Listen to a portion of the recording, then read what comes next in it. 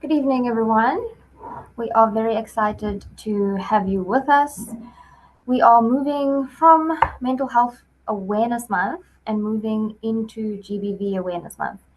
And we thought that having this conversation now would be critical. And that conversation is something that women are very rarely given a safe space to openly and honestly talk about. We will be discussing how money shapes our choices, our relationships, our professional decisions, and our overall well-being.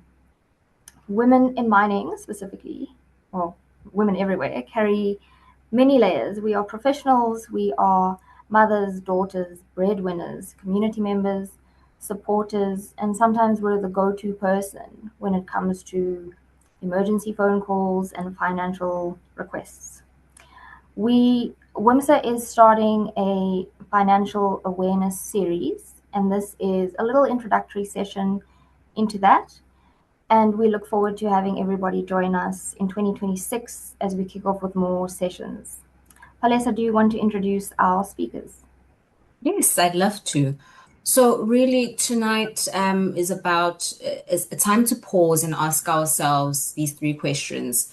Firstly, what does financial confidence look like for me? What gets in the way of it? And thirdly, what would it look like to take charge of my financial well-being? And to help us answer these really open-ended personal questions about our finances, we have Kgomotso, who is a senior financial advisor at Investec, and we have Ndumi, who is a boundaries and self-leadership coach and author of Handle Black Tax Like a Pro. And really, we're going to be gearing up for a really, really exciting panel discussion and engagement with the audience. So everybody, please get your questions ready.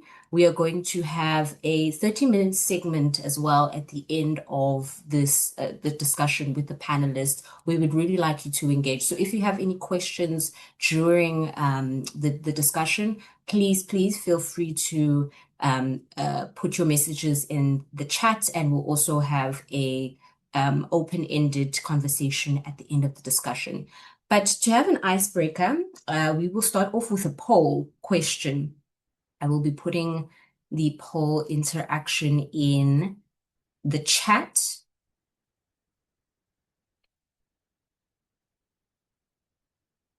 So, let me just...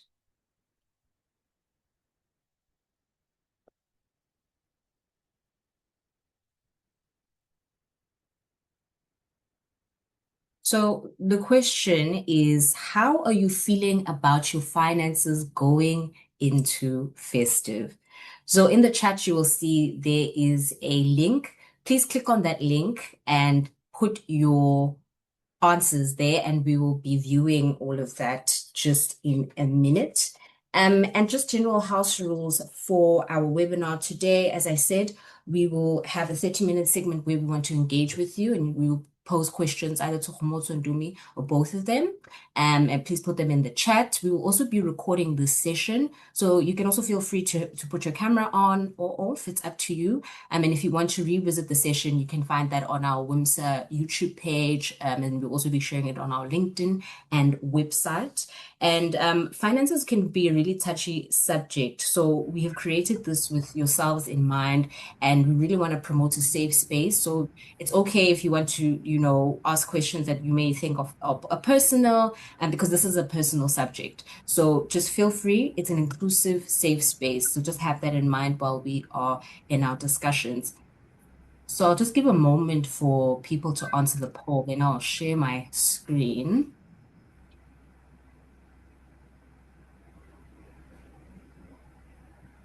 Palesa, how are you feeling about the festive season? To be honest, Megs, I feel prepared. I feel like I've gone through so many festives that I know what the challenges are, and sometimes I've been in a space where January was a long month, and I found myself saying I don't want to go back to that again. So I feel prepared. I've put some financial Enough, strategies in place for enough myself. lessons learned. Yes. Okay, so Got I'm you. gonna share these results now on my screen.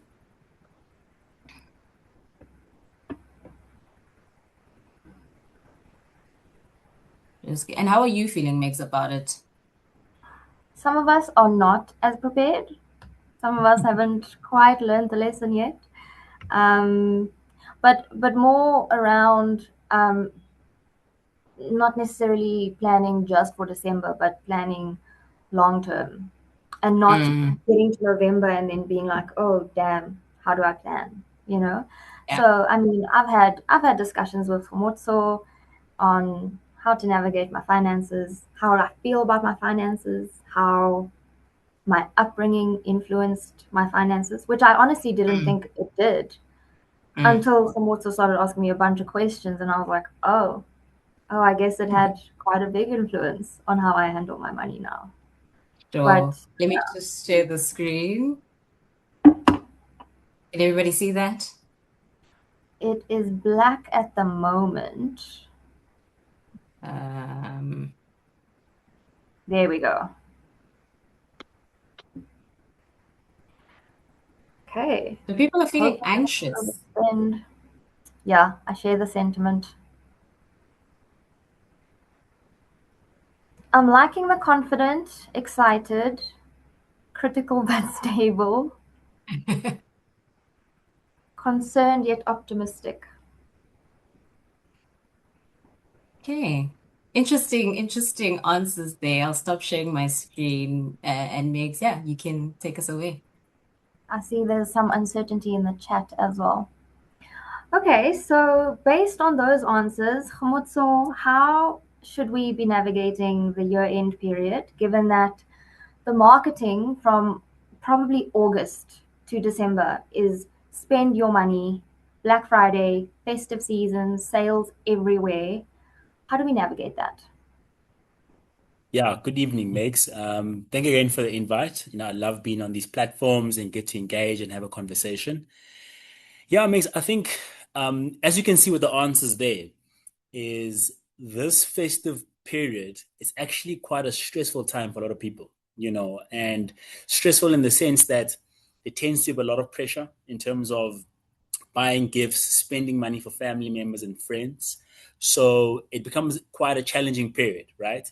But like Balisa said, sometimes if you can try have a plan for it, and I think sometimes a little bit of structure helps, because normally what I'll find is that maybe clients that I see will have a budget for the year, but actually not have like a budget for the festive season. So that is something, I think people should consider, having a festive season budget, because I think that's important because you'll have the list of things you want to spend on.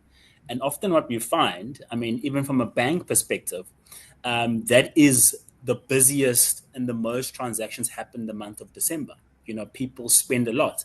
And even when we see like credit limits, those increase quite a bit. So it is generally a time where people are not managing their spend. So I think setting a budget just for December is important, and also just being very conscious, of that marketing, right? Mhm. It entices you, you want to spend money, the emails, it's all around. That is quite enticing. So if you can find a way to like minimize that exposure, because that marketing does create a sense of wanting to get something which you might not even need. So I do think also sometimes just prioritizing your needs over wants, and just being mindful of those purchases and actually what you need. And I think also just being like having a very simple thing like a list of things. You'll even see it with Black Friday. I find people will end up buying something just because it's discounted and not actually something that you actually wanted. It's not Not to necessarily. say there's anything. Yeah, 100%. It's not to say there's actually anything wrong with purchasing or actually getting a discount on something. But if it's something that you've been planning for, you kind of know the price, you've been watching it, then it's you can have a win. But sometimes you end up coming out there with a microwave because it's 700 rand less, but it's not actually what you were planning to spend money on. Now we got You know, 3 microwaves in the house. 100%. Okay. That's interesting. I know a colleague of mine deletes all the online shopping apps so that there's no like physical temptation. Yeah, it is difficult. I'm one of the suckers. I feel like it's on sale. It's a sign, you know. But we're working on it. We're changing the. We're changing. I see Ndumi's laughing at me. We're changing the mindset. We're working on it. Kgomotso, I think maybe we zoom out a little bit, look at how South Africa has come from a past where there was a lot of inequality around financial resources and having access to that. And now we're in a space where we're trying to address that and create equal access to financial planning, financial resources. What challenges are you seeing with your South African client base when it comes to planning and managing their money in general, not just December festive period? Yeah, I mean, I think that's a brilliant question. I think that question touches a lot of things, right? And it touches a lot of things in the sense of, our history as a country. It touches a lot of things about in terms of exposure and opportunities, because this all plays into it. We often talk about like financial literacy and financial education. What I find interesting is you'll find a lot of households where money wasn't something that was spoken about, right? And money wasn't something that was a discussion at the dinner table. And what we often find is just that generally in households like that, generally people would start off more of on a back foot, or just their view and relationship with money will be slightly different. So I do think, the equalities of the past play a big major role in a lot of clients today, because, and we've got an expert who speaks on black tax, but I mean, it factors in there. I mean, if we just take a normal average South African student who eventually makes their way to university and gets a job, often there's a pressure of being the first one in the family, to go to university. There's a pressure of being the one that's made it out. And even before you can even start looking forward, you almost have to go back, and then that also speaks to then the past, because then our parents might have not have opportunity. Our family members might not have been exposed to like economic stability, so often then what you find is you've got individuals who, before they can even start going forward, you have to go back. And there's all this pressure that lives around that. So systematically, it is quite a crucial thing. People still face it today, Megs, in all honesty. So it plays a massive part. But I do think that, if we try look forward, is that culturally, what we need to kind of work on is a lot of is our attitude towards money as well. And it's not to say that the past is not, it's very crucial. But I think, your attitude towards money and it will drive your decisions you make. And then also just having access to resources, whether it be, we often always think in our world, we have access to a banking app, we can save and invest. But there's a lot of people who actually still don't have banking apps. A lot of people that still don't have bank accounts in the country, So yeah, the past does play a massive part in it. But I do think that, as we see the years going by and people are moving forward as a country, there's a lot more exposure to financial literacy for South Africans. I do think, I'm not sure if there's anything in the chat yet, any questions or personal stories. I do think, Kgomotso, to touch on what you said, I know after we spoke, I spoke to my dad, and he said that as a colored man, having to fight for his education and struggle through all of that, he could only teach me the little that he figured out on his own.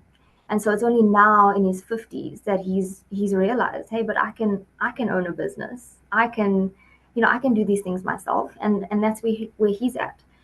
And then to touch on how you mentioned that it's still happening these days, having a banking app does not mean that we know what we're doing. I have a banking app and I've come to you for help because I do not know what I'm doing. So I think, yeah, it's definitely still a struggle. Definitely. And Megs, like, guys, honestly, this is not like rehearsed. Like, Megs is genuinely a client of mine, but I do think, I do think, Megs, it's for this thing to work and for financial literacy to actually start coming together. There's a level of vulnerability you got to get to. I think a lot of our decision making, we actually don't even realize how encrypted it is. I often tell a story of so I was raised by a single parent, and I actually a really good runner in school, and but I just always knew that like money was like such a difficult thing to speak about. I actually would wear shoes until they didn't fit me, just because of the stress of like having to go to ask my mom Mom, about, yeah. and not to say that she ever was like, no, but it's just, it was always there. You could see it, you can see the pressure and you could, Yeah. so, and that plays into it, so yeah, 100%. I know what you're talking about. My parents are still together, but it was very much a thing of money is valuable. You got to work for it. When it's there, you got to look after it. And so we very similarly wouldn't. I mean, to this day, I still use things until it breaks, until it cannot be repaired. And then I'm like, oh, well, now I can spend the money. But not, I've had my phone for 8, 9 years. Only now am I like, oh, I should get a new phone because this one is breaking. And so that's our conversation is what opened my eyes to realize that even though we had good chats about money and there was a good intention behind it, it still shaped the way I view money now. So me being the prime example, what should financial wellness look like? What should someone like me who doesn't know what it looks like, what should we be looking out for or aiming towards? I think financial wellness is such a broad thing. It's a massive thing, and we could break it down. And even when we break it down, there's still layers, in that. But I do think, really the basics is a good place to start. And I think the most important principle when it comes to financial literacy, I do think it starts from a budget. I think a budget really, really, as simple as it is, but it really tells you a story of actually how you're managing your finances. It's almost like a report, and often we'll see it. Like I'll go through like budgeting with a client, and then I'll be like, okay, what does your entertainment look like? And then it's like 2,000 rand. But when you look back at the statement, it's like 4,500 rand. It's like almost more than double. But I do think that is the foundation of being like well with your money. Financial wellness actually mean like having a healthy relationship with money. It's often, you'll see it. There's people who, when payday comes, it's excitement. It's like payday. I'm able to do X, Y, and Z. I'm able to save. I'm able to do things for my family, for my friends. But then there's people where payday comes, it's still a stressful day because there's still overdraft, there's still debt, there's things that still got to be sorted out. So I do think financial wellness it's so key. Another place where I see often where people struggle, and I think it's a good place. And I'd say, before you do all the sexy investing things, like you got to build an emergency savings. Typically what we say industry standards is 3 to 6 months of what your spend or your expenses are. That's a good place to start because, I mean, we can do all the fanciest things and put you in products and do all of that. But what happens when an emergency comes up? Like, can you deal with it? Now you have to kind of go into the place where you've put money away for yourself. So I think that's also another place where clients it's a building block as well. And then once you've kind of have that emergency savings, okay, cool. But then let's grow your wealth. how does that look like? How do we grow your wealth? How do we grow it in the context of what is your risk appetite? What are you comfortable with? Do we expose your money to certain markets? How do we grow your wealth? A lot of clients who are in the wealth accumulation phase or just trying to build themselves up, often it's actually quite critical what strategy you're applying to doing that, and I think once you're in that phase, then a lot of clients will come out of a wealth building phase. And even within that, there's layers of actually, okay, cool. Now I've got kids. How do I plan for their education? All right. For example, let me actually start thinking about retirement. Yes, I'm 35. Yes, I'm 45. But what does that picture look like? So I know I've said a lot of things, Megs, but I think, financial wellness, just to sum it up, it's just having a healthy relationship with money, in my perspective, and also just being able to ride the waves of uncertainty. Often when you've got a healthy relationship with money, things that come up don't necessarily cripple you. You're able to navigate. Yeah, you're able to navigate without that fear. Not to say that it wouldn't be there, but you're always able to approach things with a bit more confidence. And I just think that I've touched on a few things, but I do think structure. I think also financial wellness is having a structure and a game plan. I like that. I like that it's a step-based approach, taken one step at a time. And as you move from this step to this step, you've learned skills in the previous step that you can apply to the next ones. And that makes it less intimidating when you think of it like, okay, I just have to do step one, and then I have to do step two. And then it makes it a little bit, because I know I stopped at step one. I have the emergency savings. And I was like, I don't even know what that rainy day looks like. Is it going to be brand new car on the spot, or is it, my pet needs to go to the vet and I don't have pet insurance, that kind of thing. But yeah, step by step, I think that is a great way to put it. Palesa, I think we have some questions in the chat. Yes, that's what I wanted to pinpoint. And I'm keen to get Ndumi in the conversation. But before we get Ndumi in the conversation, I think there's some questions, or one main theme question that Kgomotso you can answer. The question is, how can someone start building financial resilience even if they feel they are, quote, late, close quote, to the game? And somebody says, I relate to Janine's question. It's daunting to build the resilience after financial mistakes and years of unhealthy financial habits. Oh, great question, Balisa. I think it's important to have a financial accountability partner. And I think it's also crucial to kind of work with something. I always say this quite a lot. I'm like, even Tiger Woods to this day has a golf coach. One of the world's greatest golfers still works with a coach. And I'm not trying to punt my services yet. That's not what I'm saying. But I do think that it's sometimes difficult to see the picture when you're in the frame. So what happens when you work with someone who's not in the frame is that they start giving you different perspectives, right? And it starts showing you different ways. So part of my job is kind of understand, okay, but why are you making those mistakes? But why do you have that fear? What does it tie into? Like what is stopping you? Because I think the solution part for my job is actually easy. I think it's actually understanding the underlying. That's actually hard work. That's actually where the work is, actually. The solution is easy because that's me matching your goals to finances. That we can do, but it's actually the real work is actually what's blocking you. Why are you scared to invest? What have you been told? What? Yeah.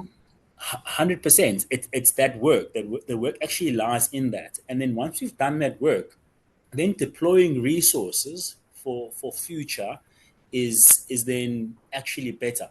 The other part of the question was, when you feel like you're late to the game.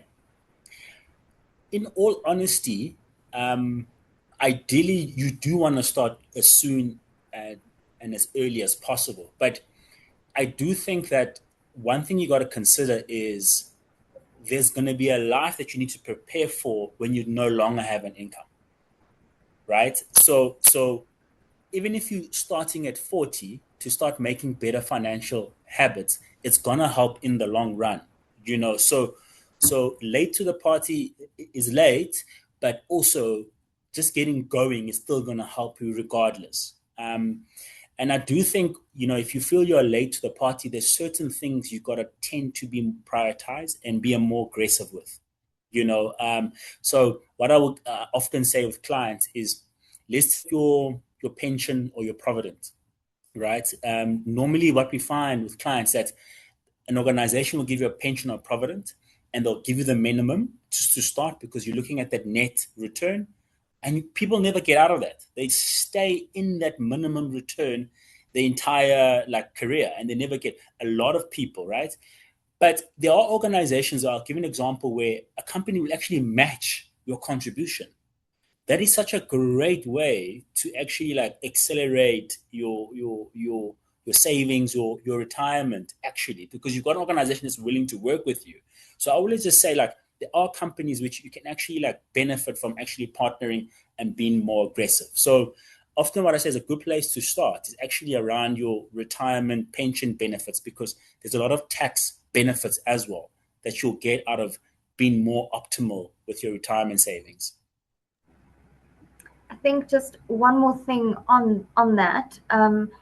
There are obviously a lot of organizations who are great in that aspect, and then there are organizations that don't offer that at all. Yeah. How would someone, and there's a question in the chat, how would someone build that financial resilience when you're surviving on a month-to-month basis, hoping to make it to month end, and or not having a company or an organization that works with you in that sense? Yeah, I think, Megan, it's important that, to understand where you are in your financial journey. So there's a place where you're at survival, and the next goal should be stability. It shouldn't be wealth and being rich, right? So I do think that step-by-step approach, and sometimes somewhere where we got to start is not even saving. Sometimes it's debt management. That's maybe a place where we actually got to go back and start there. It's well, then what does your debt look like? How can we minimize that? Can we go back to your bank and say, you've got a car loan, you've got a credit card loan, can we consolidate that and get you a better interest rate? So sometimes the work is actually done in the repairing. So it's understanding where you are and then starting and doing the work here. So sometimes it's doing all the sexy stuff, externalizing money abroad and going to Guernsey is not the place for you to start. But sometimes actually to say, well, can I get to a place where I actually spend less than what I earn? Sometimes that is the building block. So it's actually understanding where you're at and understanding what that next step looks like. Yeah. I think talking about understanding, 𝗨𝗪𝗪, do you want to jump in here? Yes, Megs, I'd love to start, pivoting the conversation towards Ndumi and Kgomotso and yourself. You guys touched on a very important point about, how our upbringings have influenced the way we think about money, the socioeconomic context of South Africa as well, really impacting, our access to financial literacy and resources like financial planning and advisors. And it would be really great, Ndumi, to start unpacking this conversation, as Kgomotso and Megan have really made this conversation really warm for us now. You've written a book about Black tax, which I bought, and I've been spending weeks going through it and just really divulging and finding a lot of personal stories that she writes that I've either encountered or maybe I've experienced myself, which is really great. So your book is titled Handle Black Tax Like a Pro. For those who don't know the concept of Black tax, what is that? You also call it family tax. Please, can you sort of share the definition of what that is for those that aren't familiar with this phenomenon? Thank you, Palisa. Thank you, panel, and good evening to the ladies in the room. Thank you. It's an honor to be part of this conversation, especially at this time of the year. This is when we should be having this conversation to avoid us getting into crazy spend at the end of the year during festive season. So the concept of black tax, unfortunately, I feel saddened when I have to explain what it is, because I can bet that at least 90% of the people in the room, the WhatsApps are happening, the stop orders are going through, transfers are happening, right? So for us to have to explain the concept, it's sad in a sense that it's a gaslight. It's because we don't talk about it with our families. But for the benefit of everyone in the room, the concept of black tax comes from the phenomenon that it is this money that you have to pay every month, but it doesn't appear on your payslip. And it happens mostly for Black and brown people because of the inheritance that Megan spoke about at the beginning. By inheritance, which is not a surplus, it's a deficit, right?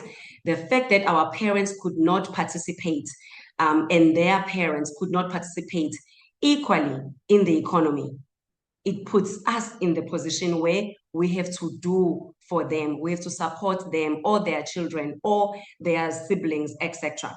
So we find ourselves with this responsibility, and I'm going to call it a responsibility because I do believe that we are the chosen generation that is meant to end the poverty cycle for our families. And in us being chosen, there are things that will either enable or disable us from achieving that. So there are lots of types of taxes. Pink tax that us only women pay, many other. But right now we're focusing on this one. And by Black, it doesn't mean that it applies to only Black people.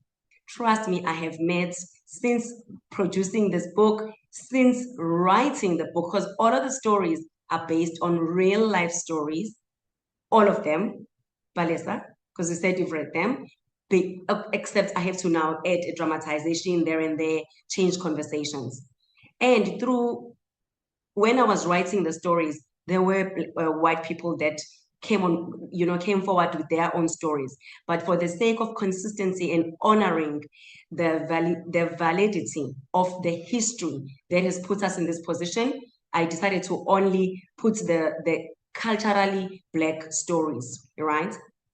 And that what I'm enjoying about Black tax with people that I'm interacting with when I say to help them set boundaries, especially white people, is that even a multi-millionaire, my last case, multi-millionaire, decided to cut contact with a parent. That is a red flag.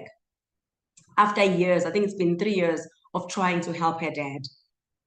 And the even more reason why this book is important, because how boundaries look like in the African context is not the same as how it looks in the Western context. It's because of the way that the parenting happens, right? But now we are here. We work together. We are in relationships together, and at the end of the day, I might marry a white man. So what am I gonna do? Right? I might marry a Chinese man, right? So it means that we have to learn the boundaries that feel safe to us. And that is why I always say no is a full sentence, but not when it comes to this particular topic, because nuance matters, context matters. Hence the need to decipher the gray areas of, we have to journey with our parents, because our parents, Megan mentioned about how the level of conversations they used to have with their parents. How are the parents going to talk about money when they don't have it? How do we talk about a thing that's not there? Right? So there was no money to be spoken about. So the relationship that Kgomotso is talking about, having a healthy relationship with money, let's own up that we don't have it because we cannot emulate it. We didn't watch our parents making sound, responsible, futuristic generational kind of decisions with money, because there was no money to be spoken about. And I mention this with emphasis so that we don't sit here and blame our parents for being in the situation we're in. We find ourselves in this situation. But like I mentioned, that we are the chosen generation. What would enable us to do that is how we do this differently.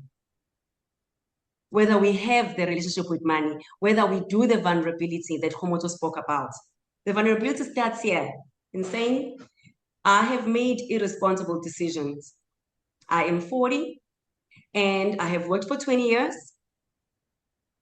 and I don't have any investments to show for it. I don't have savings perhaps, or I've got too much debt and I've got to do things differently. It's a conversation to have with the self. Hence the second to last chapter that talks about boundaries with the self, because a lot of people think, I must have boundaries with my family. I must have boundaries with my siblings. No, babe, boundaries with you. Because if you don't train that muscle to have boundaries with yourself, you will not have boundaries in a relationship. You will not have boundaries with family or at work. And there lies in the issue that boundaries are not necessarily about saying no.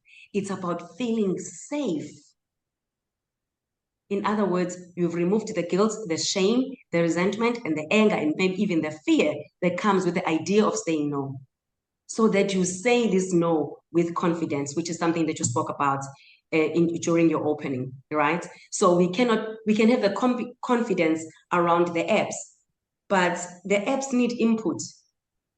They need us to input the stuff and still need us to execute in a particular fashion. So if we are not executing because we lack alignment with our personal truth, hence this is honored by all religions, right? Have you noticed that? It's balance, alignment. And usually most of us, we are over here. We are over here or here. In other words, we have long distance relationships with ourselves, with our personal truth. Therefore, that affects how we relate with money, because money simply mirrors who we are and how we see ourselves. And it extends to how we relate to other people and the universe as such. Lovely. I really think you're touching on some very, very key points. And what I like about, how you're talking about money is the psychology around money and the mindset and the mentality, which I think is sort of the first base principle of actually trying to get ourselves out of, financial situations that are not where we want to be. And again, you touching on boundaries, which is another really, really big focal point in your book. And when we're relating to family, I mean, right now I've just put in a poll, and the poll is asking the question of how do family responsibilities impact your financial goals? And I'm going to share that in a bit, but I wanted to ask you, you also talk about the first sort of point of not being able to put boundaries is that we don't even understand what boundaries are in our life. So I think it would be great, just from your perspective and talking to people that have navigated failing to implement those boundaries for themselves and with their finances and their families. What do boundaries actually look like? What do healthy boundaries look like? And yeah, just if you can just share on that. Okay. So love the question of boundaries, because it is nothing else other than you deeply understanding yourself, understanding your needs, your wants, your thoughts and feelings about a given situation. In this case, money. In this case, helping others and your financial goals, etc. So how do you feel about it? I mean, let's take a moment. How do I feel about borrowing people money? How does it make me feel when my parents feel entitled to my salary? How does it make me feel when I've got someone who only calls me on payday? Like, for real? Like the audacity to not even be like, let me nurture the relationship. Yeah? No. So why we have a shut down relationship with boundaries is because of the way we were parented, where we were not asked, how do you feel? What do you want to do? Why do you want to do what you want to do? From a point of engagement, but quite often it came from a place of attacking or parent projecting. Do as I please and I will reward you with love. Do as I say, and I will give you attention. And along the process, we then master the art of, for me to get belonging, I must sacrifice myself. And this is where boundaries come in. Boundaries is you understanding where you start and where you end, where the other person starts, where they end. Your bandwidth, as the Gen Z will put it, right? We are better. Yeah. We have bandwidth now, right? Your bandwidth, right? So it's what capacity what is the standard for you? And the boundaries will vary. There is different boundaries in relationships, boundaries in relating with the self, boundaries for health, what you eat, boundaries emotional, mental, sexual, and of course, financial. So it's a bigger scam that I have to fight this.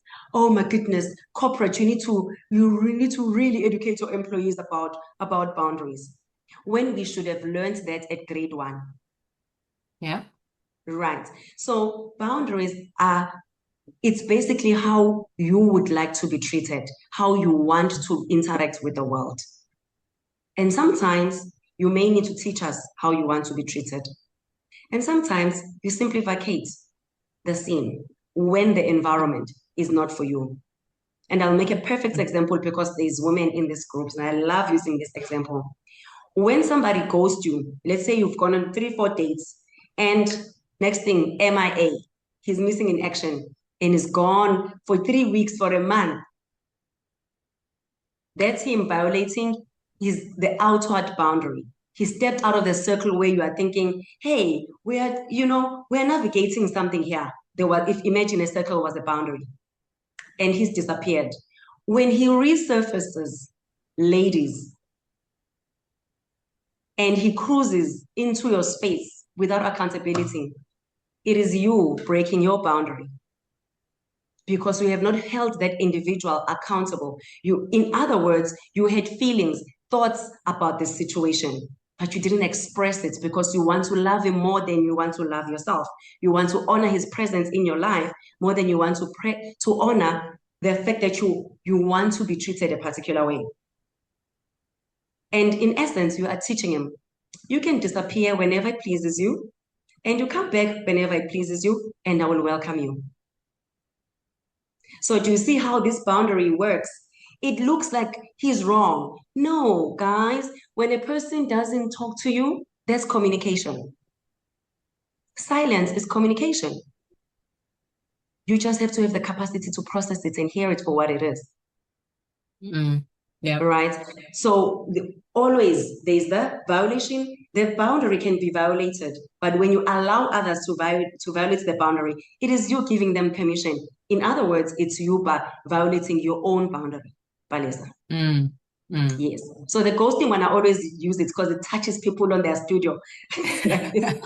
Yes, because it's so easy to identify boundaries when it's very palpable, and that's usually in relationships, right? So it's an easy ideology to actually think about, and then we transfer it to finances. And sometimes finances, especially in the context of family, and responsibilities with our roles in family. Sometimes there can be those gray areas and nuances, but I think we just have to have that awareness that boundaries can exist at all levels in every space. And we have an acknowledgement comment here, Ndumi, for you that says, Ndumi, thank you for acknowledging that white women can also feel obligations to poor family, like supporting my mother and a sibling. Yes, it's not the same as Black tax. I fully acknowledge, but we can suffer for it as well. And that's also why, when I introduced this thing of Black tax, I also said family tax, because you also write it in the book. Just because it's a phenomenon that has been happening predominantly in people of colors, our population, doesn't mean it's isolated. It's happening everywhere. But another question that I wanted to ask you, sort of going into this idea of our roles and responsibilities in our families and with money, especially also in this time of the year. What if we're breadwinners, Ndumi, and we are the ones, as you're saying, the chosen ones? We are the ones in our families that have become successful. I got my big job, my family has contributed so much to me going to university. And then I got this big corporate job. I've escalated into the executive space. I'm doing very well for myself, but I still have relatives that are in poverty, relatives that are still in the rural areas. And then you come to using the situational context like now in December, where we probably all have to convene and meet each other.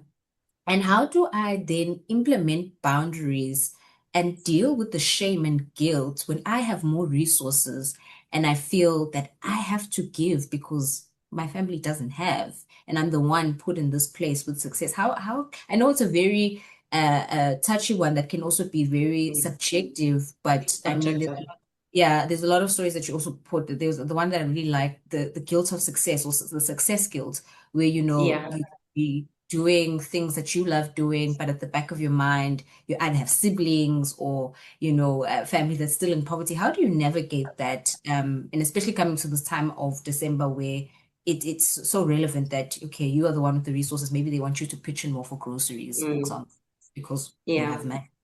Yeah. So I like that you mentioned the words responsibility, roles and responsibilities. So you have to start with understanding that the word response has this big part that is responsibility. It's your responsibility. So let me just sum it up.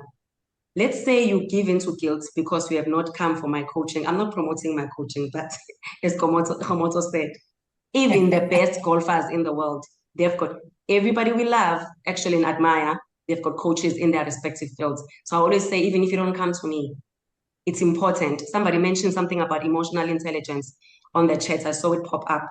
That's what this commission is all about. So think about it, Palisa, that let's say now it's December, it's happening. So, 𝘨𝗹𝗲𝘀, it's all good, right? Piano, popping champagnes, bottles, and everything. Come January, and you are now struggling along with us, your cousins, and so on, because you were feeling guilty and feeling sometimes feeling bad, right? Yeah. So do you see how the low frequency feelings have led you to irresponsibility? They've taken you out of frequency with you being chosen. So in being chosen, it means you must amp up the fact that there is this responsibility. The first thing that you have to think about and feel about, and maybe even adopt, is being okay with being misunderstood. Right, Palisa? Be okay with being misunderstood. Can you hear me? Yes. Oh, okay, great. All right. So, because if you are okay with being misunderstood, what's going to happen for you is that you're not going to care how December looks like for other people. Like nothing is more overrated in the world. There's a whole module, guys, in the marketing degree that I did called consumer behavior. They from the layout of the store to every little thing, to when the Christmas decor comes out, everything is calculated based on psychology. And we all understand that because we work in environments where psychology applies, right? But another thing is that if we belong in the mainstream thinking, how many people that you know that have done amazing things and they belong to mainstream way of thinking? Not a lot. Not many. Thank you. Yeah. So you have to be okay with the possibility that you will be misunderstood, one, when you express the boundary. But the guilt and the shame, that's your trauma response. It's got very little to do with money. It is you saying, I gotta be a good girl. I gotta do as much as I should be doing so that you love me and I belong to you. Instead of actually saying, I just gotta be. There's a difference. So meaning that we are constantly auditioning for people around us to love us. And when we run out of money, those people are nowhere to be found because they're chowing yours and my man. You know what I mean? So they won't be there. So so what I'm saying is that the person that is a taker will never come to you, Balisa, and say, yo, Balisa, we've been chowing your man. I feel so bad. Hardly will you find those people. They will takers will always take. So Kgomotso put it nicely, said, put a line item, budget for your December. thinking of January, because guys, my birthday is in January. And this thing you would say, oh no, January, people are broke because of January. I say, guys, January didn't catch you by surprise. It was always gonna come. So why now are people surprised? You know what I mean? And ever since I adopted that mentality, trust me, I would throw a party and gifts would be forthcoming. So it's a belief system. We need to uninstall this belief that we must make a big deal about festive season, first of all. Yeah. Because it means then it must, the euphoria must drive us crazy. Meaning that that buffer, that extra money that you had, 13th check, literally gets swallowed to the system. The system is designed for you to shop more. That's all there is to it. Like, guys, please, let's not confuse Jesus with the entire thing. Like, the guy didn't want this entire burden on us. I promise you, festive season is just a commercial vehicle to get people to buy. That's it. So when we start seeing it differently, so we need to reframe and install these beliefs that you gotta do for you to be loved. What if you started having a different conversation with your loved ones as guided in the book, where you are saying, I want to be truthful about my scenario. Just say, guys, this is my debt. This is how it looks like. Credit card, bond, this, just line it up. Yeah. Guys, it's too much. I'm drowning. And not blame anyone, take accountability for the situation that you are in and make the decision. And those who want to move with you, they will move with you. Those who don't want to move with you, they will not. And that is okay. Testimonials have been telling me that some people, the parent might not get it, the siblings might not get it, but in good time, they will eventually understand. So I want you to understand that the feelings of feeling bad, guilt, and shame, it's a self-leadership, it's an emotional intelligence conversation that might keep you there because it's a belief system that for me to be loved, I gotta do things for people. But you also touched on people that live in rural areas and so on. Guys, do you know that those people live large compared to us? 1,000 rand goes like way more than it does for us. To breathe in this Joburg of ours, breathing in 1,000 rand, breathing out another 1,000. You know, like money is just like constantly flowing, right? As it is a currency. But people that live in rural areas, it's us that project that they need all of these things. So you coming in with the rescue mentality, do you see that's you projecting, not them asking you for anything? It's you positioning yourself as a person that is, I'm a breadwinner, I can rescue you. Trauma response. Trauma response. So I think the conversation that the point that Kgomotso raised, have a line item, decide for yourself.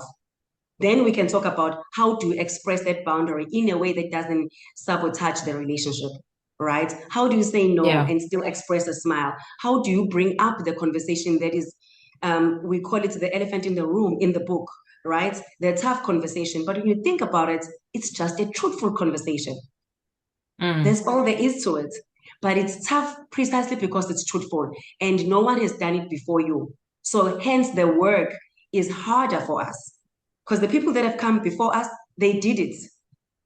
They crucified, sacrificed themselves, sacrificed their children, some of them. So we are now picking up the pieces.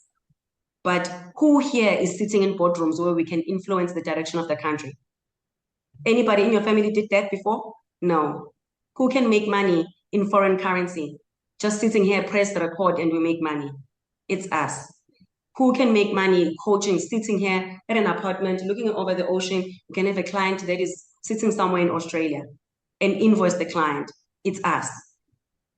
Who has the tools, the information, the apps, everything for the first time ever in our lifetime?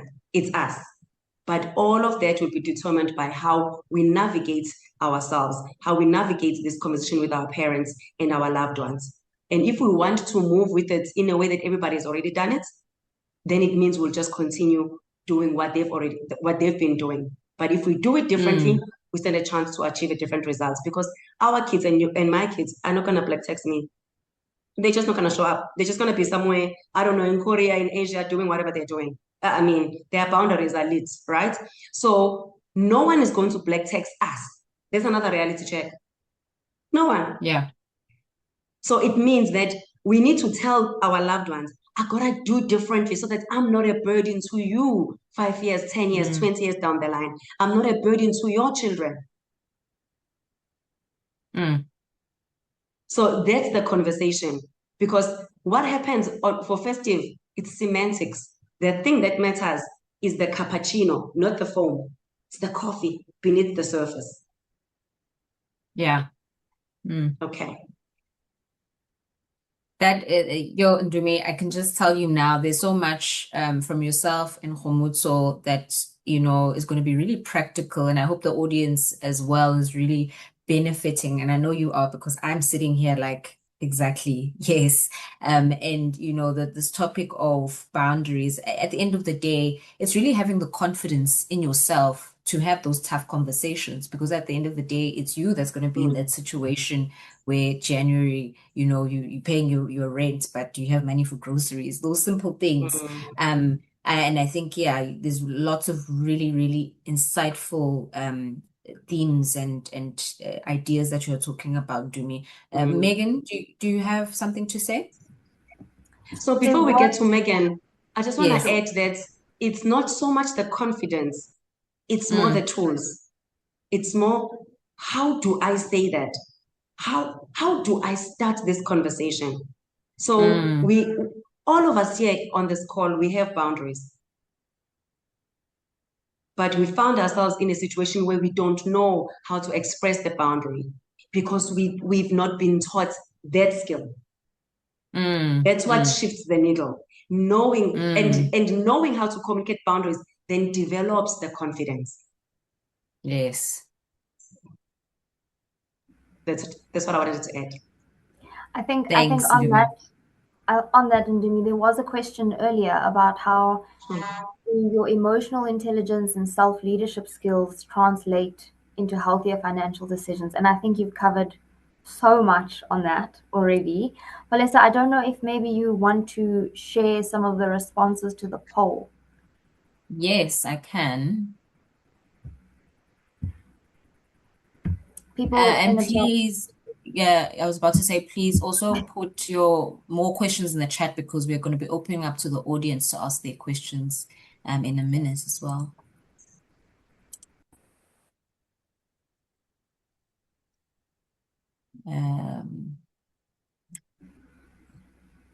We can see it. Strained budget, not badly, I manage, that's good. Scared to answer calls. That's an interesting one. From that one uncle or relative, or from that one cousin. Difficult to save, guilty, which we've touched on, and wanting to pay back.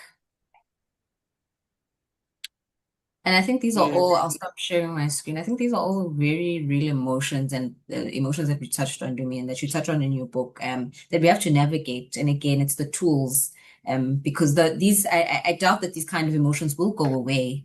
They'll always be there, that feeling in your stomach when you get that message from your dad saying, I need help with this, or, So I think now we can go into the engagement section of our session today.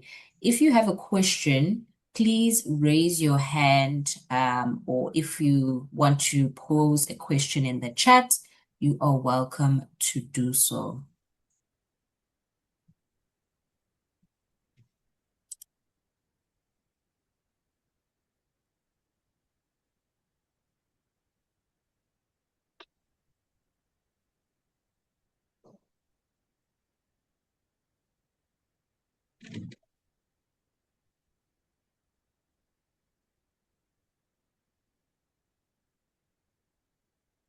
Don't be afraid. Ladies and gentlemen, if there's gentlemen. Okay, we have a question in the chat. How can financial advisors and institutions better support women professionals who may face unique challenges in wealth accumulation? I feel like, both Ndumi and Kgomotso can answer, but Kgomotso, I feel like that one was directed to yourself. Yeah. Happy to jump in here. I think, Janine, yeah, a lot of work needs to be done. I think, sometimes when you say the word financial advisor, you say financial planner, there's a bit of negativity around it, because often what we find is that a lot of financial advisors are commission earners, right? So they earn commission, and it almost seems like it's done in their interest. So they'll put you in a product that maybe benefits them and not you. So I think the industry has done a lot of work in terms of regulating things and having more structures. Previously, 10, 15 years ago, you could put someone in a product or give them the wrong advice with no consequences. So that's the first part. But I think, specifically, if we're going to speak about women and professionals, I do think it's a very important point. I do think that, I always say, being raised by a single parent, a mother that being, how women approach a lot of their finance can differ from men. There's a lot in terms of, if we look at just, let's say, the corporate setting, the corporate world, right? If we take a female coming to corporate, and then there's still an element of you still need to come home and cook and look after the kids, whereas a male might not necessarily have that challenge, who can necessarily just glide through corporate and not necessarily have that responsibilities. So I think then that planning is very different, right? We then should be looking at finances very different. Also, you guys probably will know this. Women do live longer than men, so when we do plan for finances, yeah, we even plan longer. But I also think that there's a relatability factor that's important when it comes to a financial advisor. It's difficult to talk to someone that you can't relate to, from a financial planning perspective. So if you want to unpack, have a accountability partner, someone's going to help you structure. I do think sometimes it is important that there's a relatability element where you're not necessarily speaking to someone who is, let me just put it out like that, like a 45-year-old male that's never been challenged and has always, had finances readily available. Sometimes there's a misalignment there. And we get it all the time. Sometimes I'll specifically get a client who wants to work with a specific financial advisor because there's that relatability factor. Ndumi spoke about it to say, you say people in the rural areas are living large, they're living better lives. Sometimes who you partner with is very crucial. So I do feel organizations do a bit more. Need to do a bit more in terms of having the right people in the right places to deal with the right type of clients. And then, there's a lot of challenges, when it comes to building wealth. There is a lot. I think one of them where I do think it is available is information. Maybe more in the past, you couldn't necessarily have exposure to information, how to structure.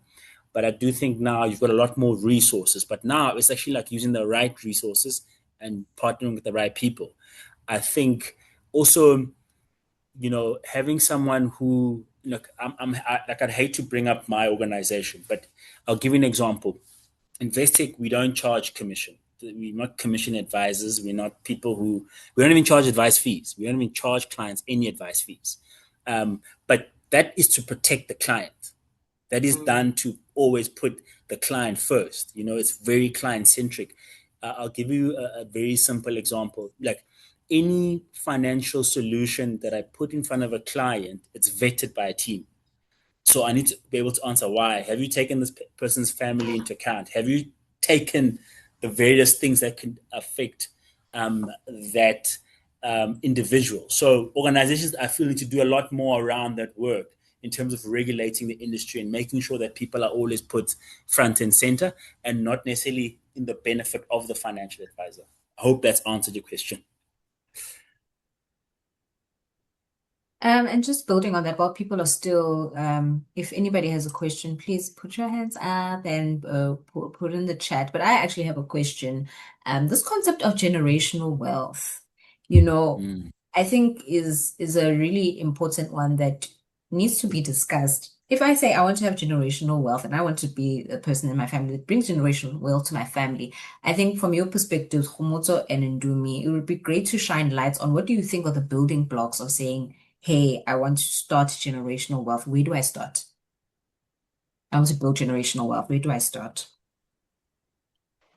So the starting point essentially is making the decision that's what you want for yourself, right? So it takes us back to boundaries with yourself, meaning we gotta amplify that. So the person that asked the question about the EQ aspect, this is where then this comes in. Sometimes we've gotta be okay that there's things that if we're building for future generations, there's things that we've gotta sacrifice. And one of those things is looking cool during the festive season, is being the it girl for no reason, like to the things that are not taking you in the direction that you want to go, right? So crystal clarity is important in saying, if this is what I want, I will plant it. I might plant a tree today. I might not ever get to see it.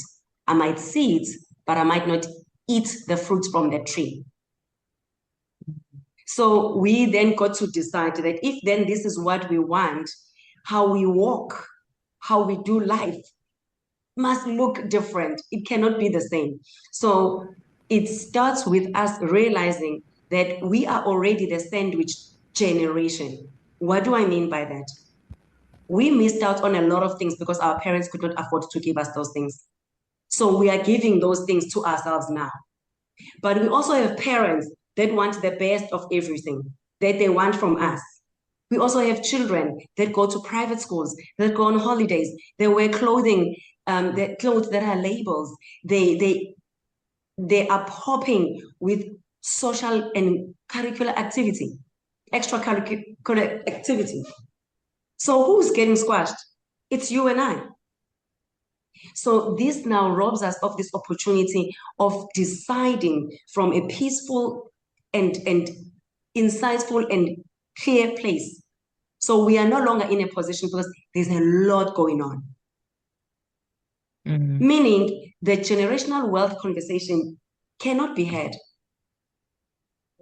because we're still looking at the past. If that's the past, this is the present, that's the future. We are looking there, we are looking there. Well, so this is how we're looking. Doesn't it give 𝘨𝗵𝗏 vibes? Do you get what I mean? We don't have a specific direction that we are looking at with clarity. Hence the need for a conversation. We sit down and we say, okay, I see this is where you are, these are the challenges, this is where you are living as my parents. Is there a need for me to build you another house? Or is it better for me to actually take all of that money, fix this house a little bit, take that money and invest for the children so that then we build this wealth? But also from where I'm sitting, I would say if we really want to have wealth and build for generational wealth, we need to teach our children today to have a healthy relationship with money. Because there's a lot of people here in this room who know people whose parents had stores, supermarkets, businesses. When their parent died, the business died along with them. Meaning there was no skills transfer, there was no healthy conversation, there was no emulating of the behavior of creating wealth, right? So we need to define what that is in actual fact. Because for a lot of people, wealth is just really having access to cash when that's not what it is, right? So we need to define it and then we stick to that template no matter how boring we are to the rest of society. Part of why I was able to pour back into myself, and when I was studying, my brother did the same thing when he became a CA. My sister also took herself to university, and when she decided she wants to be a teacher, it is because my mom was the uncool girl. She was labeled ungo, the stingy one, when we were growing up. So there's things and sacrifices that she made for a very, very long time for us to be in a position to say, okay, I need to take a breather. I need to pour into Ndumi. Yeah. So actually, I am my mom's generational wealth. Do you get that? So I might not have like millions and millions floating about, but the point is that she was able to pay it forward by sacrificing something. So the question that I'm putting forward for us is, what are we willing to sacrifice for us to be able to build the generational wealth that we say we want? Sure. And Kgomotso, on your side, how would you view that? Just to apply a bit of a more practical lens, I do think it's important that we understand the difference between saving and investing. I think those are just concepts. It's important that we understand that, right? To understand that sometimes what are you taking away? What are you enjoying now that's eating away at your future self in terms of the financial decisions you're making? So anything where it has to grow, it has to compound. I mean, the fifth wonder of the world is compounding interest, right? So we look at it in the sense that if you've got a debt instrument, those rates increasing has a negative effect on you. But if you've got a growth instrument, those interests have a positive effect. So I do think it's important that we understand what is saving, what is investing. That's a very good starting block. I think also what is very crucial, I think it's often very, very, very, very underestimated when it comes to your finances. It's actually having structures, right? We always say, we call it estate planning in industry terms, but it's actually structure. We never actually think, if I am removed from my family, the financial, where does it leave my family? What have I left for them? And sometimes we do that through various ways, like having the right policies in place. You know, we often see it. There are a lot of people who would spend a lot of money on a funeral cover. You know, yes, the funeral cover has a specific need, but if you look at it, it's a very expensive product. It's a very, very, very expensive product. And you got to understand, say, okay, when I've got a funeral cover here and I've got a life cover, what do I look at? What we also see in the industry is, you know, if you don't have these policies and these things that protect you, that also can eat into your wealth very easily. You know, so I'll give you an example. One of the biggest things that in our industry that people don't actually realize is disability claims. You know, we often talk about life cover and having that, but what actually happens if you aren't able to produce an income, but you're still alive? You know, we don't really, a lot of structuring around that doesn't exist. So that is a massive gap that we find. So I would definitely say is one, protect, which is having the right structures, policies in place from a health perspective. And then secondly, you got to know the difference between putting money away and then growing your money, right? And having a strategy to grow the money. And another very important thing that I often, I speak about, it's actually probably the most crucial for me, is retirement planning.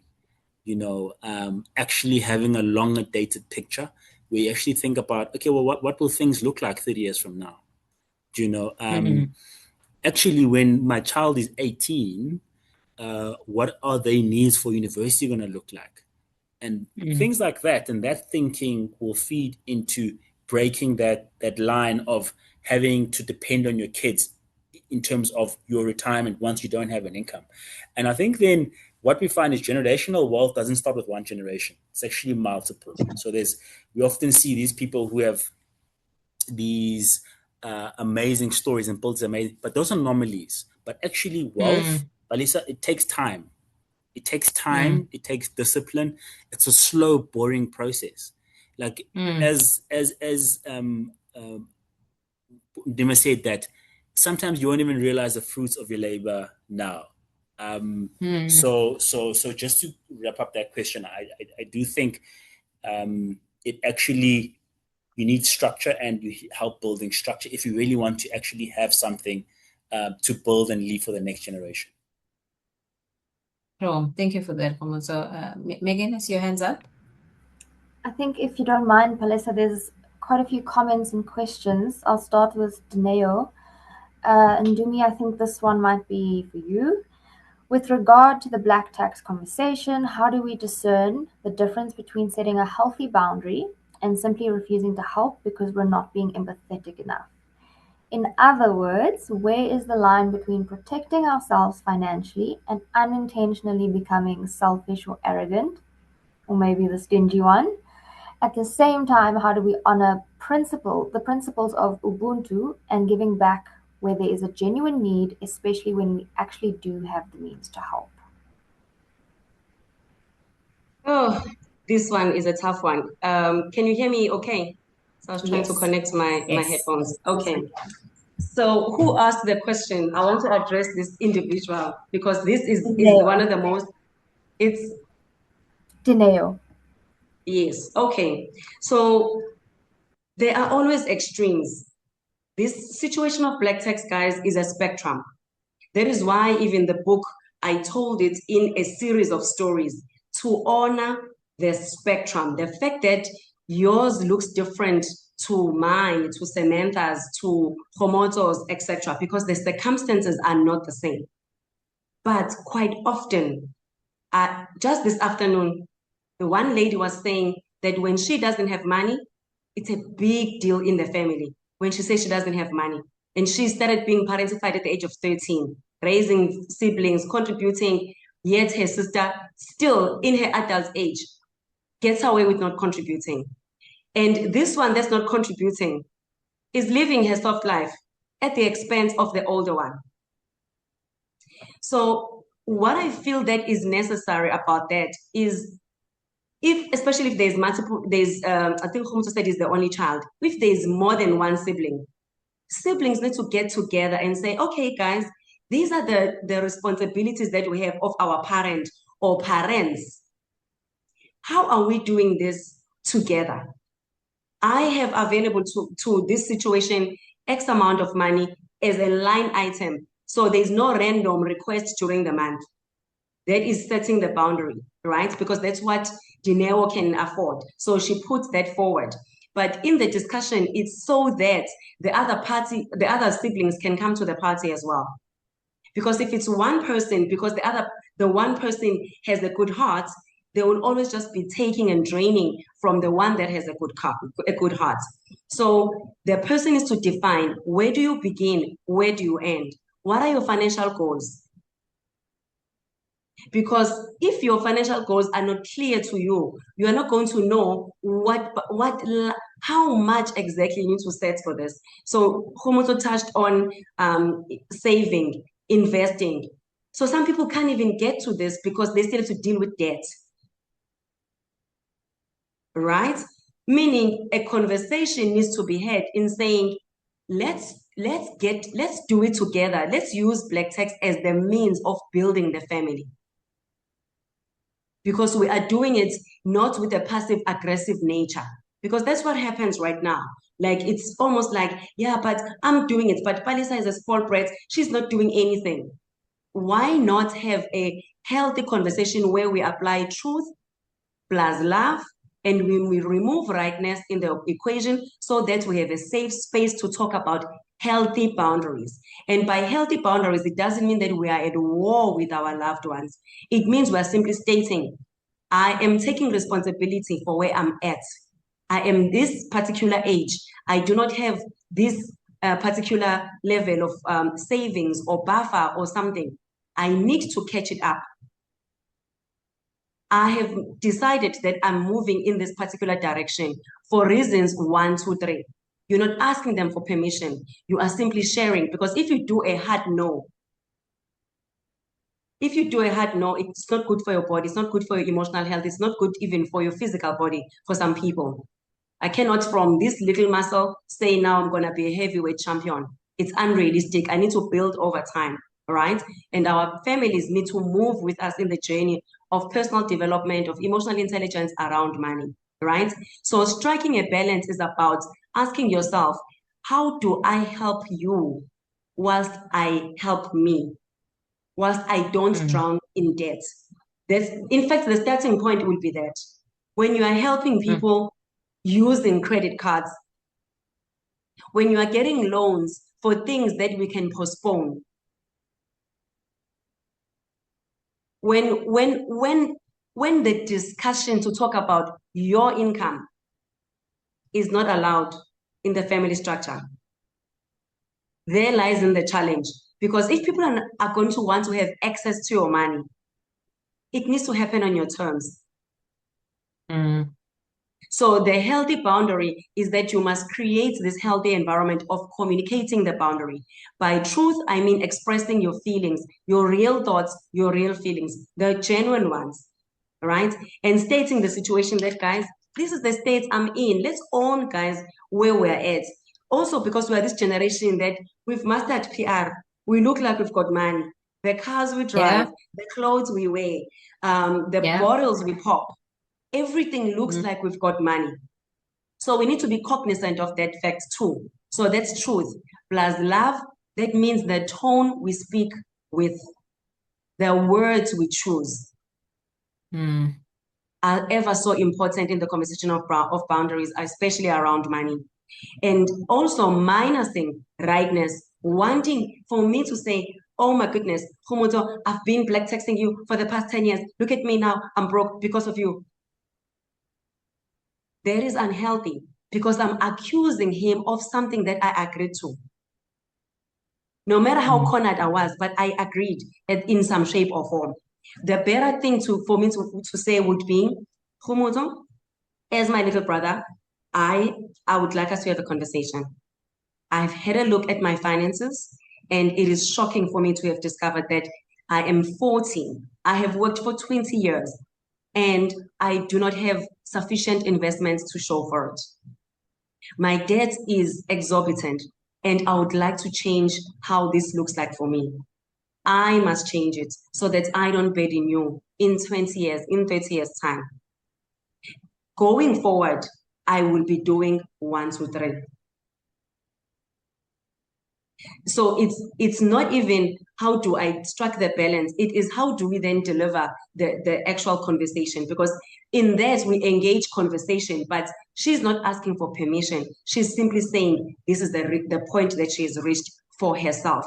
And those who want to move with her, move with her. Those who don't want to move with her will not move with her. But it goes back to the line item. What is her line item that she's decided is her capacity for helping others without sabotaging them from helping themselves? And I think there's another question from Mukhaliadi. Maybe Kgomotso, you can attend to this. With the escalating cost of living, how do we balance meeting the day-to-day needs of paying off debt and starting to invest, etc.? Yeah, I mean, great question. I think 100%. I think, it's difficult to think growth or exponential growth or investing and saving if you still have not gotten to the place of just having the basics of actually, can I get to a place where I'm spending less than I earn? And then that's the building block of everything else. So I think to answer the question, I think we got to put a structure in place. We got to look at products in place where we want to make sure that we're limiting our exposure to debt. We want to kill debt as fast as we actually can. And one of the great vehicles that we look at is like, people have got properties, and actually is a great way to actually use a property to kind of alleviate debt and your debt return. So I think a good place to always start is actually see, okay, what are my products that I'm using that give me the highest interest rates? Those are the things that you want to kind of prioritize to like kill off. So for example, if you got a credit card, the interest rate is 23%, right? And then you've got your car loan that's at 14%. You ideally want to focus on killing off the debt that gives you the highest interest rate, because that's where you kind of start saving more money. But then I think what then happens is, I always say it's not one happens and then you do the one later. I always say it's something you got to consider in conjunction. So, okay, well, if I'm able to free up some money, how am I still accelerating and growing money? So I always say it's important to not always think I'm going to start saving once I've killed off my debt, because that might never ever happen. That might never get to a place. That actually might not take place, or you actually get to a place where you don't have emergency savings, but you're like, okay, cool, I'll start saving when I kill off my credit card, and then another unforeseen circumstance, your geyser bursts, and then something else happens, and you never ever get to that place. So I always say it's two muscles that you got to flex at the same time. But ideally, what you want to do is try and kill off the items that have the highest interest rate, and then start saving. I always say when you look at savings products, you want to look at savings products that give you above inflation returns. That's ideally where you want to get to, where you want to put your money. I often get the question as well, if I get to a place when I do have excess money, where do I put it? I always say SARS doesn't give you much. So ideally you want to look at vehicles that give you a bit of more tax savings. So like whether it's a tax-free savings, that's a really good place to start, because whatever you grow within that excess, in that product, there's no capital gains tax on it. There's no tax on that money. It's a good place to start. So I always just say you want to maximize your tax benefit. If you do get to a place where it's like, okay, and now I'm saying when things are really good and you've really got into a place where you want to start accelerating your money, then we start talking about moving funds offshore and things like that. But I think back to the basics, going back to the basics foundationally, you want to address debt, kind of find a place where how you want to kind of limit your exposure to the high debt instruments that have the highest interest rates. Thank you for that, Kgomotso. Okay, I'm going to take this last question, and then I have a poll question that I've put up in the chat. Lani is asking, in terms of building boundaries and creating positive relationships with ourselves and money, which books or tools would you recommend to assist the journey? I'll just pose that to the panel. Well, I would like to actually put up my book as one of the books to consider. It's a setup question. Right? You've gone to this individual, Ndumi. It sounds like a trick, right? But I think Lani is asking an interesting question because context matters, guys. Context matters. So as I said, that I was coming from my way today. Why? Because corporates are actually realizing to speak high-level financial literacy alone, it makes Kgomotso's work harder, because it means Kgomotso will suggest the things and you will say, here is the plan. But you go home, then you are terrified, you are unable to connect with the truth that you agreed with him because of the lack of boundaries. So my book is not a money book, but it's a boundaries book that speaks to this issue that paralyzes us from making the right decisions that we know we should be making. From making the call that you make an appointment with Kgomotso or somebody that works like him, right? So my book provides context and understanding and validating of your situation, so that you then translate that into understanding that actually how I deal with money is a self-worth issue, not necessarily how many apps I've got issue, because you can have 10 of them, but if your self-worth is not about deserving and understanding that you need to have a healthy and loving relationship with money, then you will still not decide as advised, right? So that one I would advise, but I think there are many others. My favorite one, I'll pull it up now. Maybe while Kgomotso actually maybe recommends another. There's one that I've put just behind my laptop. Ndumi, I love that so much, because I always said, even earlier, I said it earlier, I was like, the solution part is actually the easy part. The real work is there when Ndumi is actually talking. That's actually where the real work is. Like, actually, what product to go in, that's actually very easy. That's not the hard work. It's these key themes that Ndumi is touching on. Your relationship, psychology, like that's the real work, guys. I think if you get that right, going into the right product is the easy part. I promise you. Great book. There's another one, The Psychology of Money.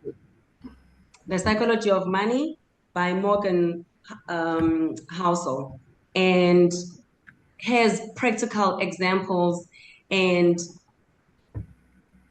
I guess with this type of book, we're actually realizing that we have to go back to basics. Because as much as boundaries may sound like a luxury conversation, but actually boundaries are literally about basics: understanding yourself, honoring yourself, respecting money, respecting yourself. But this one shifted me, and I only read it last year, and I'm reading it again now. So this is one of my favorites as well. But also, guys, to belong to a community, I think I'd like to add that to your question, Lani. Never mind the books. The books are relevant, but we exist within an ecosystem. So if your primary source of social content is about spending, it's about consumerism, that puts you in a difficult position to unlearn the culture of consumerism. So we also need to look at it from a basic perspective of, okay, so which friend, when I spent this money, I think Kgomotso touched on it, when a person says they spent 2,000 Rand a month on entertainment, and only for them, when you go through the statements, it's 4.5, it's 5,000 Rand. The question goes further when you look at the statement: which friend was I with when I was boxing my money like this?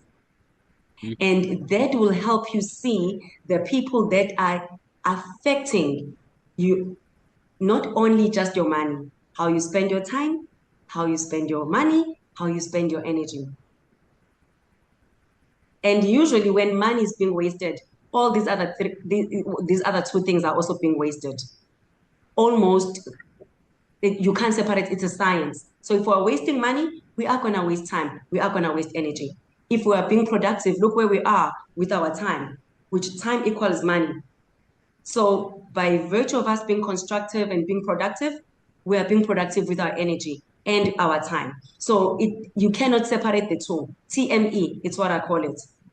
So it matters who is in your space, meaning you may need to unlearn certain people, learn to love them at a distance for the sake of building a healthy relationship with money.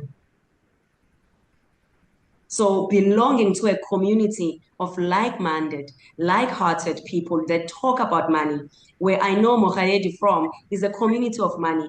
In 2017, in that community, I learned that it is a hack that I can use to cut up credit cards. And then you cut them up, you put a picture, you post it on the group.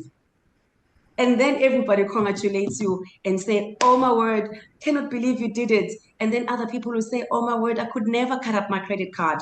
Then the coach knows to talk to them about that, right? So do you see how the idea of cutting up a credit card was terrifying to me until I belonged to a community that normalized cutting up credit cards? I'm self-employed. I've not had personal debt since then, because I understand that as somebody that is self-employed, it's too risky for me to run on overdraft and things like that. If I must have it, it must be sufficient for me to use it for my benefits, as Kgomotso has mentioned.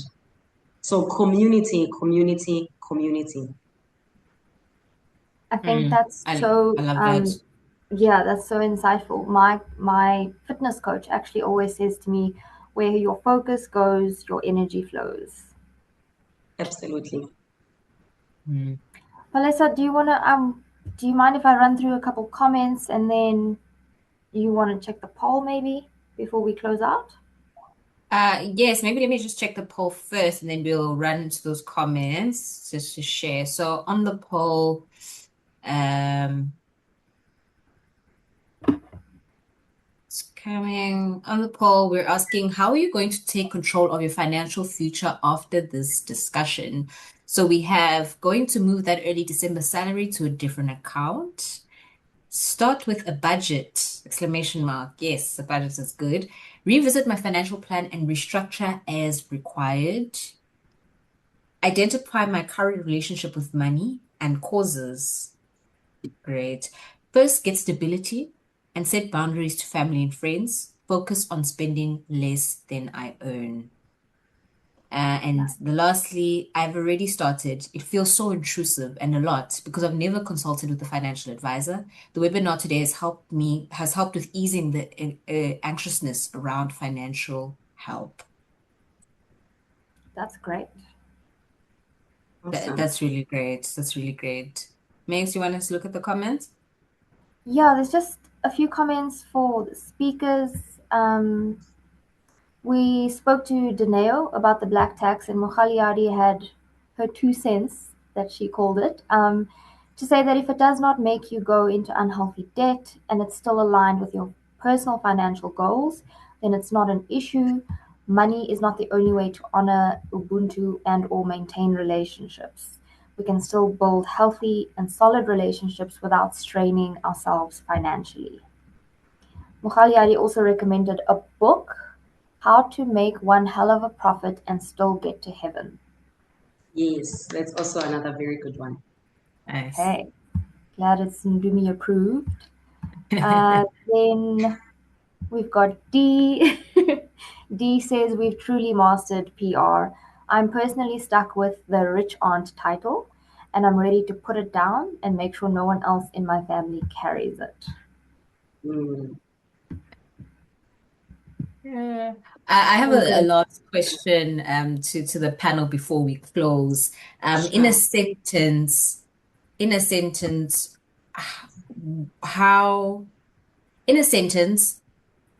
how can we control our financial future? In a sentence, to wrap up everything. Ndumi, we can start with you. The question is again? How can we control our financial future, to wrap everything up? I believe that having structures, as Kgomotso has touched on that, having a structure, he calls that a structure, I call it a boundary, right?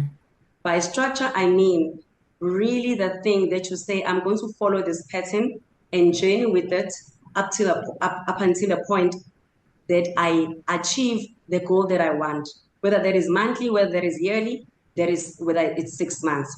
That's us taking control.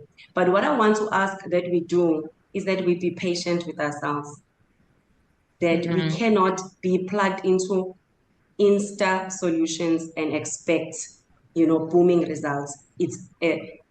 Financial freedom is a process, but without a structure, without boundaries, I feel like it's impossible to attain.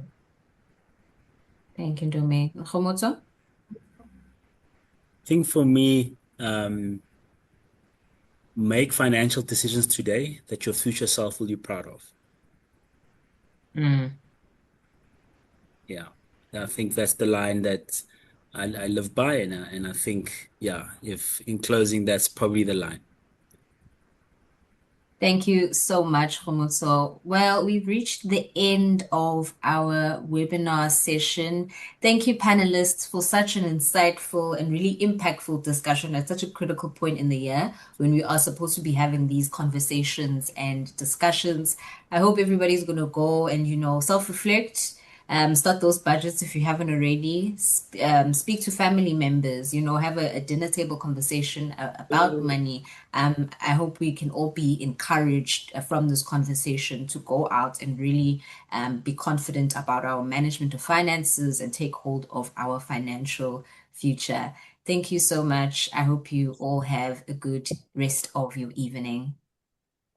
Thank you. Cheers, guys. Bye. Thanks. Bye. Thank you.